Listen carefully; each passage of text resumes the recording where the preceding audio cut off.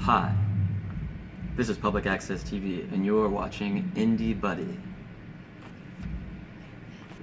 Well, I'm 27 years old. What's your name? My name is John Eatherly. I sing, I play guitar in the band, Public Access TV. My favorite color is blue. I weigh about 150 pounds. I'm 6 feet tall. That's all I got. My name is Max. I play bass and sometimes sing in Public Access TV. I am 6'3". Tall drink of water. I am 4,000 years old.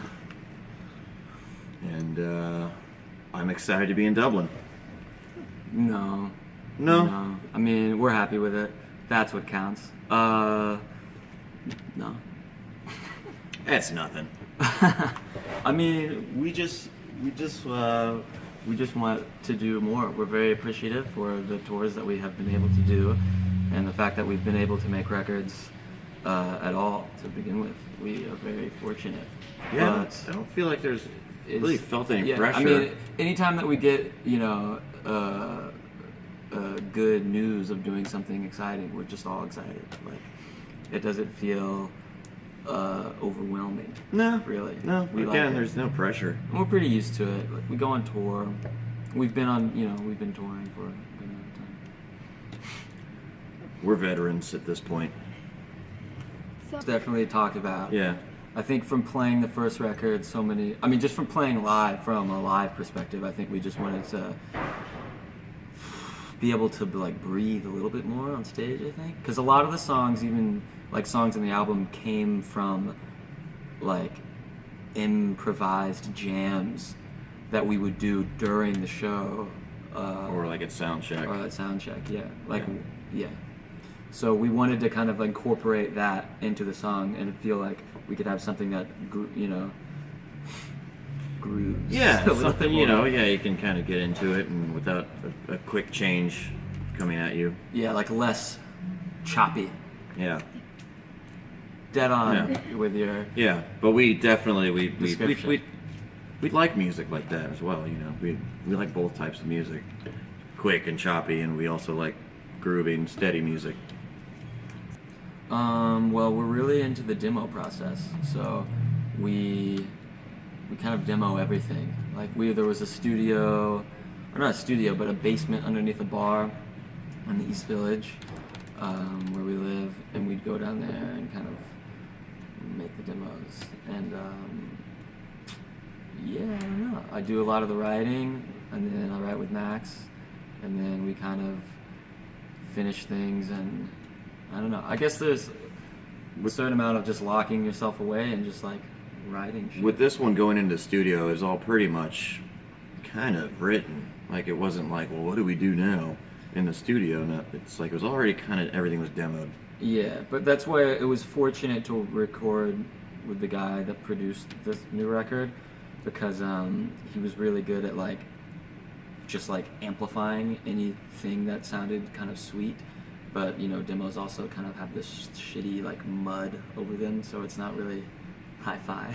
Yeah. So he made it hi-fi and also just kept the soul. Although some of the demos are, sometimes the demos can sound better than the finished product. Not all the time, but sometimes there's just a certain amount, a good energy and a good, I don't know, I guess a good feeling about you can get in a demo. It's hard to replicate it.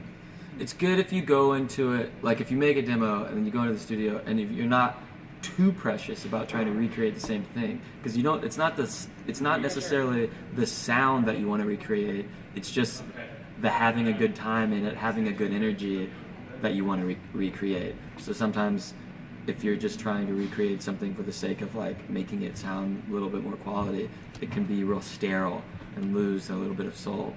So I think the thing that Patrick was good about when we recorded the record with him was more just making the energy really good, and because the songs took turns and they're different, so you could definitely have a favorite version of whether it was a demo or a version of the record. But I think the idea of having the initial excitement and good energy and just that place where you're able to be creative in that spontaneous kind of way without feeling like too much pressure or anything. That was the vibe. So, well, when we made the first record, we were kind of like constrained with like not doing too many overdubs, and like I think we all listen to a lot of music that has so many layers of like stuff on it. Like most of our favorite records have like 80 tracks on them or something. And I think our first record had not that many tracks. Could have. It was also recorded at like many different Yeah, it was places. like all over the place. So we really just wanted to like experiment more with the stuff that we like and not have been restricted, and we wanted to be more layered. And I think when something's more layered and it has this dense thing where there's like little things that you hear and then loud things that you hear and things in the middle that you hear, it sounds more like lush and ironed. I mean, our goal is just to keep it more and more interesting with each listen. I think that really the majority of any like prominent melody like that really comes from just like being in a really good mood and like kind of prancing around, just like singing some melody, like I don't know, on the train or like walking around the streets or whatever, recording voice memos. But anything, it's like when it's a melody like that, usually the kind of melody comes before the words, if it's like that kind of melody. So it kind of just comes out of nowhere.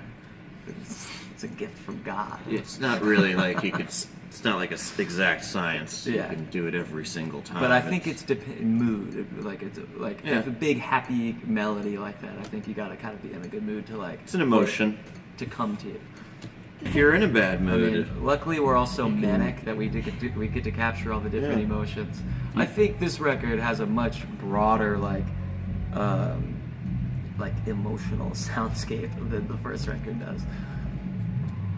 It was among the first that we finished, and we were really excited to put something out, and just like it was one of those things where maybe we had like 3 or 4 kind of feeling like they were getting done, and that one was like the kind of thing. We had a lot of people in the studio sometimes, like just like a room full of friends and like just people, and so that one was consistently like everybody felt good listening to it. yeah, That was really It what was made pretty the much decision. was just like, yeah, that's got to be the one. Yeah, we were just like, okay, cool, everybody's feeling this, let's put it out now. Yeah. You know. Well, it came from the doom doom doom doom doom doom doom doom doom, literally that on an iPhone, and then like the verse melody, and then there was a demo that didn't even have the chorus on it, and I wrote the chorus like way later, and then just kind of mashed them together. And I just liked the "Your God in Mind" kind of lyric, and wanted yeah, that's kind of how it came out. I think the only pressure is like just trying. I mean, a lot of the songs of the first record were written when I like over such a long span of time, like from like 18 years old or something to like 24, or even a week before we were mastering it, some of the Label Disco and Era and stuff like that. So I think like when I was younger, a lot of the lyrics were more like, it's just little things that I noticed that really started bugging me. Like if a lot of the lines start with like, he said blah blah blah blah blah, she said blah blah, you know, that kind of stuff, like kind of I don't know, seeming like it would be like songwriting for dummies kind of stuff or something. I don't know. So I try to just like paint a picture more. I don't know. Just I think about it differently than I did when I was younger. So I think that comes through a little bit differently. I think "Lost in the Game" is one of my favorites for sure. I like Meltdown. Yeah, I like Meltdown. Shell Number 2, we've been playing. Yeah. Shell Number 2 was like actually the first song written for the new record. We've been playing it for kind of a while now. Yeah, we've been playing that for like a minute. Yeah. Yeah. No, I think I'm just happy for people to have any opinion about it at all. I was like, I don't know, it took me a little bit to get used to singing and not being on the drum kit, because I normally play drums in bands. And so that was, in the beginning of the band, that was the biggest, like, just got scared to stand up on the front of the stage. But I forgot my train of thought. Do you feel vulnerable?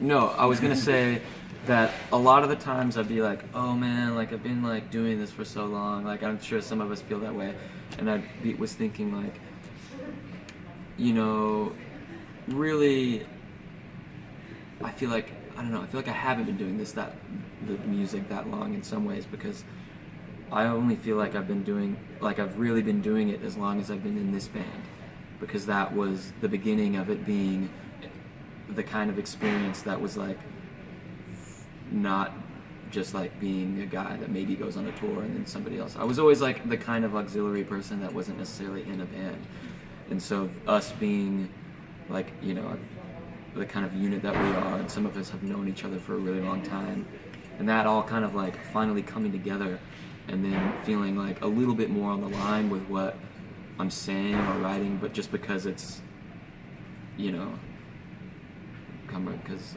I'm coming forward with that. Yeah, I don't know. I don't know. I was thinking about this like a couple weeks recently. I'm thinking about it now, and I like the idea that it feels actually like I haven't been doing it very long. I mean, I guess we've never really we've always kind of just been about writing songs and we're pretty old school in the sense of like just the band things. Like, I don't know, we don't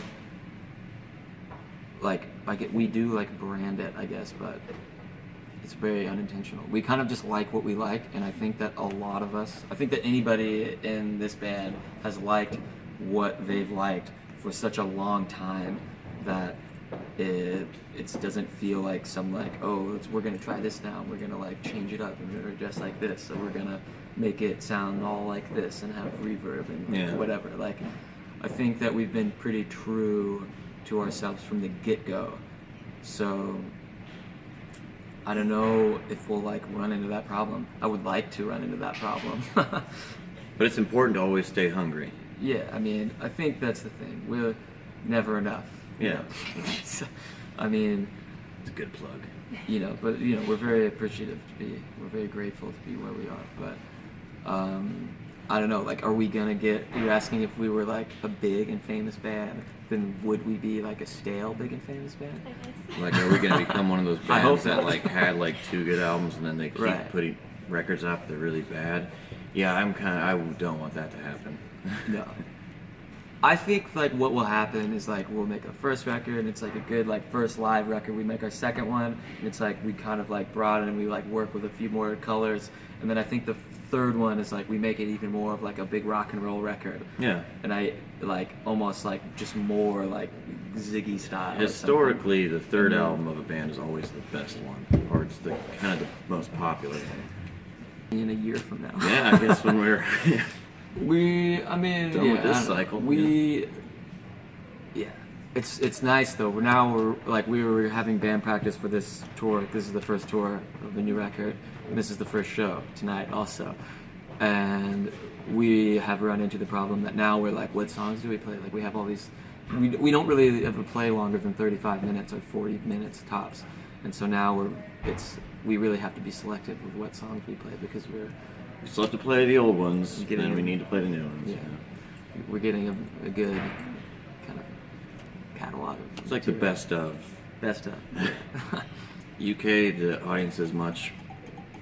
I guess the easiest way to say it is they like us more. It's just like sick over here. They appreciate us a lot more than they do in America, which is fine. I don't know. I think word gets around faster. Yeah. America's so big and crazy and just like spread out, and I don't really even know how it all works, and I don't listen to the radio really. And I think that over here it seems to be more of it all seems to be condensed and kind of affect other areas faster. And I think that generally maybe people, you know, go to shows younger, maybe. I don't know, the drinking age is younger, maybe that has something to do with it. It all has something to do with Well, it. they have I think kids are allowed to go to more shows. Yeah, Here. for sure. And I think that like the part of the culture, I guess, of just going to like a rock and roll show or whatever seems more like more current and exciting. It doesn't like it's just happening. It seems like that's what kids like to do over here. And then in America, I'm sure that happens, but not for us. not for us. No. Yet. Yeah. I think just do it. Exactly. I mean, just don't think do of it. The worst thing you can do is talk about it and then not do anything. I think if you want to start a band, you just need to like really do it all the time, because if you want to start a band, all the bands you like probably do it all the time or did it all the time and really treated it, like put a lot of work into it. And I think that's the best way. Like it has to kind of become your life. Yeah, it's like a job that like you like really love. Yeah. Glasgow. Well, playing tonight for one, Glasgow. Tomorrow. And I don't remember where we play after Glasgow. I want to say Manchester. I don't remember where we play either. But we have, UK, and then at the tail end, like 4 shows in Europe. And then it's back home for maybe 3 or 4 days, and then we do a month of North America. Yeah, so this is like the beginning of it all. And then like, after the month-long tour, then we'll see where we're at. Yeah. And then do it all again, probably. Probably festivals, in the summer, for sure. We'll definitely be back. Thank you for listening. Thank you, Indie Buddy. Check out Street Safari. Having us on your show. Street Safari is out February 23rd. Stream it, share it, download it. Buy it. Buy it. And we'll see you at the show.